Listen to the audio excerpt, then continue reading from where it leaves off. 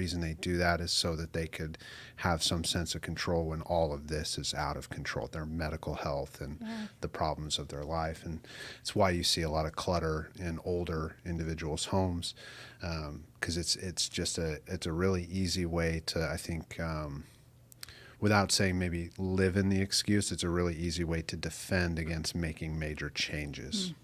Mm. Yes. I'm curious if you would agree with that. I think that's sometimes how I try to conceptualize it, but always open to feedback too. Yeah, I would agree with that.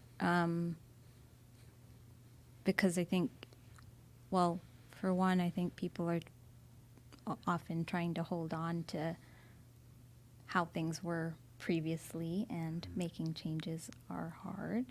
And this also, if someone is feeling down, or I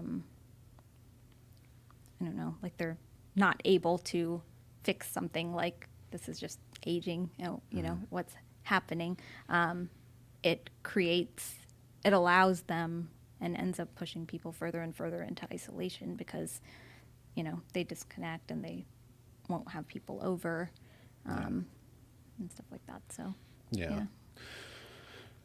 Which ties into, as you guys are following along with us, it ties into that piece we were talking about earlier of, when we're isolating and not being open with our just kind of emotional experiences. This could be due to traumas. This could be due to feeling severely depressed, right? We know that's with the isolation, but more nuanced when it's clutter, right? Because now we're feeding deeper into those cycles of trauma typically.